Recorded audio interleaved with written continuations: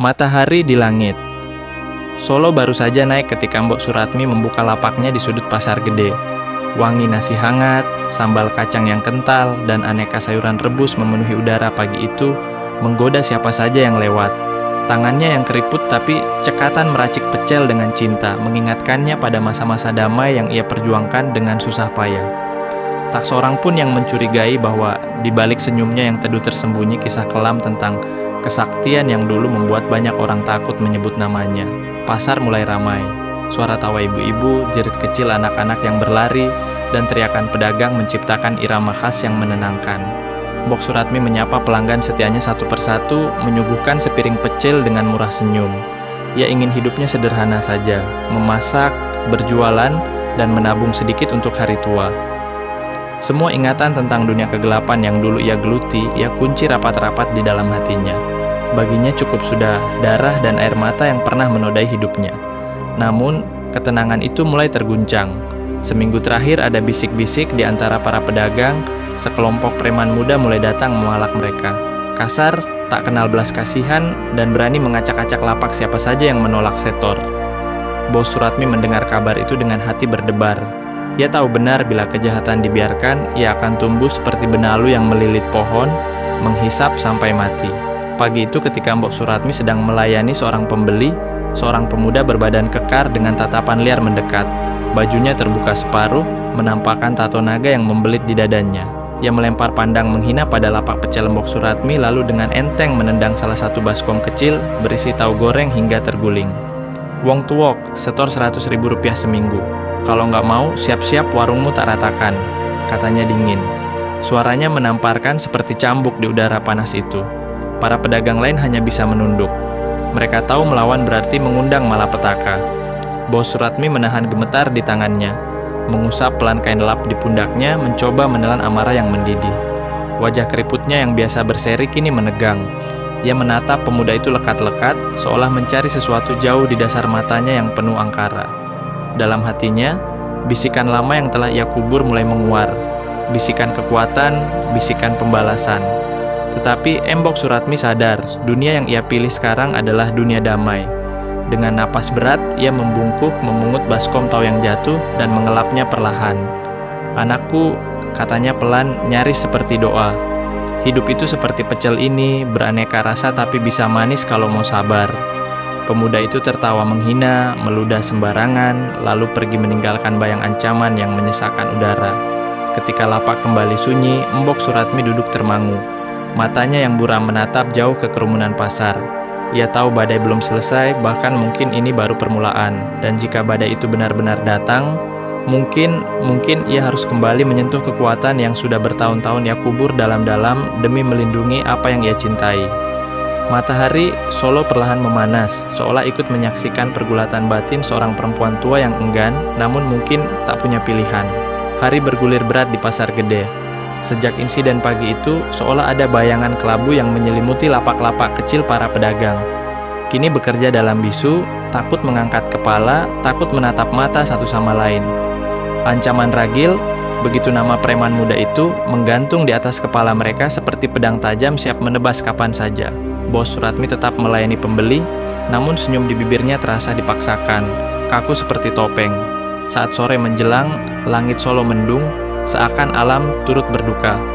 Dari kejauhan, tampak Ragil bersama dua orang anak buahnya berjalan congkak di lorong pasar. Orang-orang otomatis menepi, membuka jalan bagai laut terbelah. Tangan Ragil menamparkan nepuk barang dagangan seenaknya. Kadang mencuri sekantung buah, kadang hanya menendang-nendang gerobak dengan tawa mengejek. Aroma ketakutan menggumpal di udara. Ketika sampai di hadapan lapak pecel Mbok Suratmi, Ragil berhenti. Ia menatap perempuan tua itu dengan seringai licik. "Wis siap setor wong tuwok?" katanya sambil memainkan pisau kecil di tangan, memantulkan cahaya sore yang suram. Mbok Suratmi yang sedang menuangkan sambal ke atas nasi seorang pelanggan hanya diam. Tak ada ketakutan dalam geraknya, hanya kesunyian yang menebal seperti kabut sebelum badai. Salah satu anak buah Ragil, seorang bertubuh kecil tapi bermata liar, meraih toples kerupuk di meja Mbok Suratmi dan menjatuhkannya ke tanah.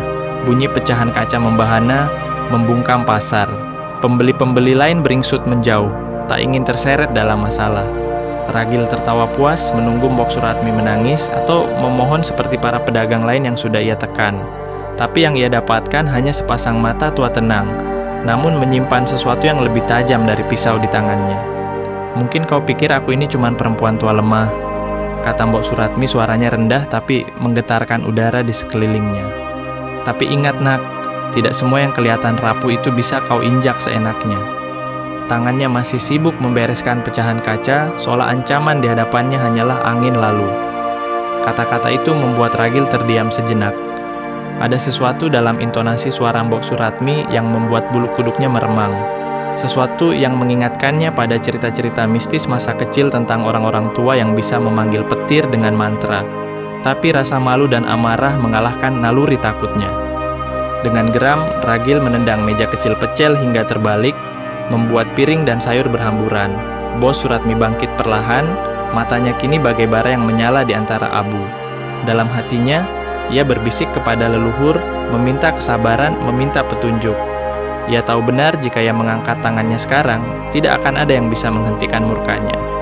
Tapi ia juga tahu, sekali ia membuka gerbang ilmu lamanya, tidak akan ada jalan kembali. Maka ia hanya berdiri di sana, di antara pecahan piring dan tumpahan sambal, menatap Ragil dengan tenang. Dan dalam ketenangan itu ada janji bahwa badai balasan akan datang lebih cepat daripada yang dikira. Ragil tanpa sadar telah membangunkan sesuatu yang seharusnya tetap tertidur di dalam jiwa seorang perempuan tua yang sederhana. Malam turun dengan gelisah di atas Solo. Pasar gede yang biasanya masih riuh oleh pedagang malam, kini terasa sepi lebih cepat dari biasanya. Di sebuah sudut gelap, Mbok Suratmi duduk sendirian di depan lapaknya yang hancur. Pecel yang biasa ia sajikan penuh cinta kini berserakan tak berbentuk. Ia menatap ke langit yang mendung, membiarkan gerimis kecil membasahi wajahnya. Tak ada air mata, hanya sebuah kepedihan lama yang kembali terbangun dari tidur panjangnya. Di kejauhan, suara Ragil dan anak buahnya masih terdengar. Tawa mereka membahana, menghina, mencabik-cabik kehormatan para pedagang. Bos Suratmi mengepalkan tangan di atas pangkuannya. Di dalam tubuh tuanya, sesuatu yang dulu ia ikat kuat-kuat mulai merontak. Dulu dalam dunia kelam yang ia tinggalkan, ia dikenal sebagai surat setan alas dukun sakti yang mampu mengirimkan malapetaka hanya dengan secarik rambut lawan angin malam. Berhembus membawa bisikan gaib di balik kesunyian itu, Mbok Suratmi merasa tanah di bawahnya bergetar seolah dunia sendiri turut merespon kemarahannya. Ia membatin memanggil roh-roh tua yang dulu bersumpah setia kepadanya. Tapi ia juga tahu segala kekuatan itu bukan untuk dibangkitkan sembarangan. Bila ia melangkah ke jalan itu lagi, darah akan tumpah, dosa akan mengalir, dan ia mungkin tak bisa lagi kembali menjadi pedagang pecel sederhana yang ia dambakan. Namun malam itu, satu hal sudah pasti, Ragil dan anak buahnya telah melewati batas. Mereka bukan hanya merusak barang dagangannya, mereka telah menginjak harga diri seorang perempuan tua yang pernah bersumpah untuk tidak pernah lagi menggunakan kekuatan gelapnya. Dan di dunia para leluhur, menghina seorang tua sucu adalah dosa yang menuntut balasan. Dari kejauhan, seekor burung hantu melintas mengeluarkan suara senduh yang menghujam dada. Mbok Suratmi berdiri perlahan, matanya menatap ke arah suara itu. Sebuah pertanda dari alam yang tidak bisa diabaikan. Ia mulai merapalkan doa dalam hati, bukan mantra penuh dendam, tetapi doa perlindungan, meminta agar hanya keadilanlah yang bicara, bukan sekadar amarah. Ketika ia menutup lapaknya malam itu, gerimis berubah menjadi hujan deras. Setiap langkah kakinya, yang tua menginjak jalanan basah terasa berat, seolah bumi ikut berbicara padanya. Di balik punggungnya yang membungkuk, ada aura tak kasat mata yang mulai bangkit. Aura itu membuat seekor kucing liar yang melintas tiba-tiba mengeong keras lalu lari ketakutan. Di rumah kecilnya di pinggiran pasar, Mbok Suratmi menyalakan dupa, membiarkan asap tipis membentuk pusaran aneh di udara. Di sudut ruangan, ada sebuah kotak kayu tua yang selama ini ia sembunyikan di bawah lantai. Dengan tangan gemetar, ia membuka kotak itu. Di dalamnya tergeletak kain hitam lusuh berisi segenggam rambut serpi-serpi, tulang kecil, dan segel mantra yang hampir lapuk. Benda-benda itu adalah sisa-sisa masa lalunya, kenangan tentang dunia yang seharusnya sudah ia tinggalkan. Tapi kini, demi harga diri, demi kebenaran, mungkin ia harus kembali menyentuhnya.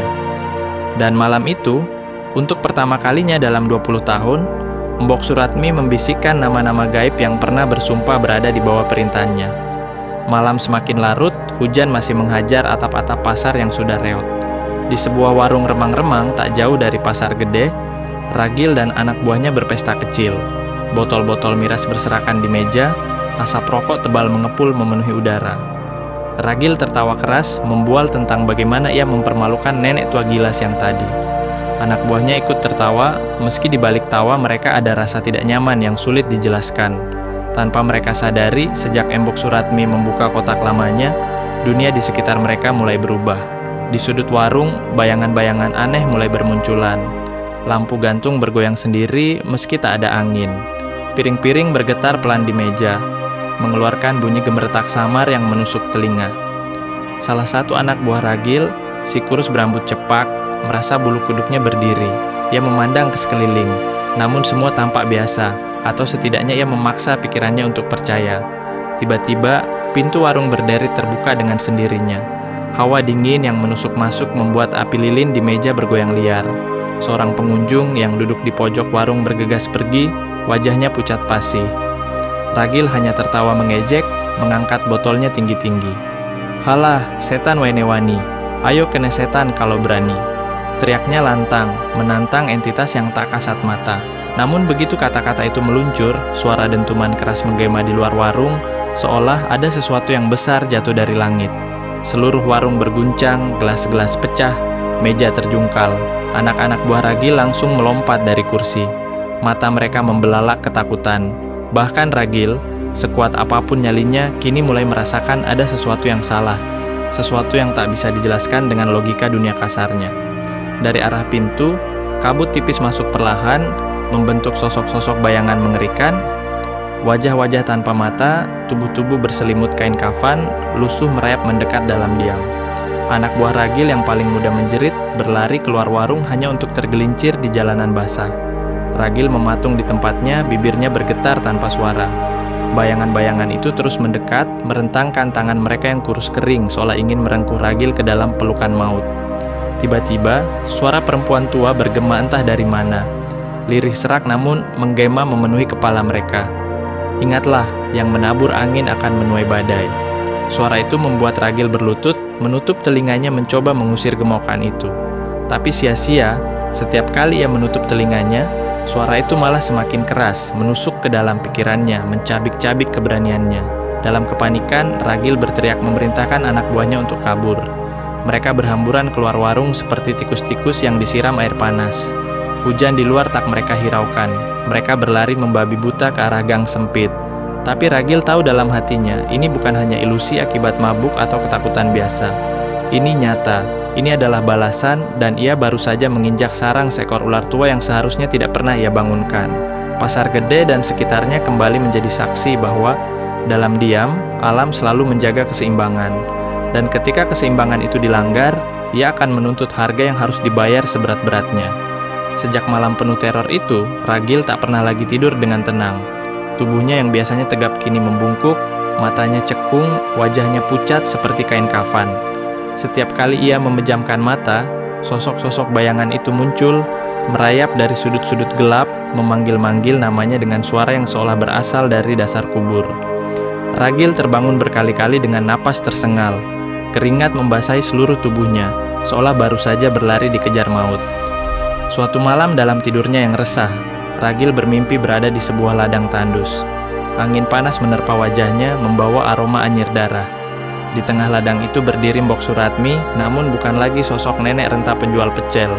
Kini ia tampak tinggi, berbalut kain hitam. Matanya kosong bagai jurang maut, tangan tuanya mengangkat sebuah tongkat kayu usang yang mengeluarkan asap hitam mengepung Ragil dalam pusaran mencekik. Ragil mencoba lari, tapi kakinya berat seperti dicengkeram tangan-tangan tak kasat mata dari dalam tanah. Ia berteriak minta tolong, namun hanya keheningan yang menjawab dari langit yang merah membara. Hujan darah turun membasahi tubuhnya dan suara itu kembali terdengar lebih keras, lebih dalam, menggema langsung di relung jiwanya. Yang menghina orang tua mengundang murka seluruh jagat.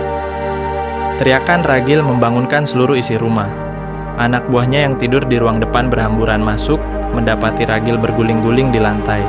Tubuhnya kejang-kejang. Mereka mencoba menahan tubuh besar itu, tapi Ragil seperti kerasukan kekuatan liar menendang dan merontak tanpa arah.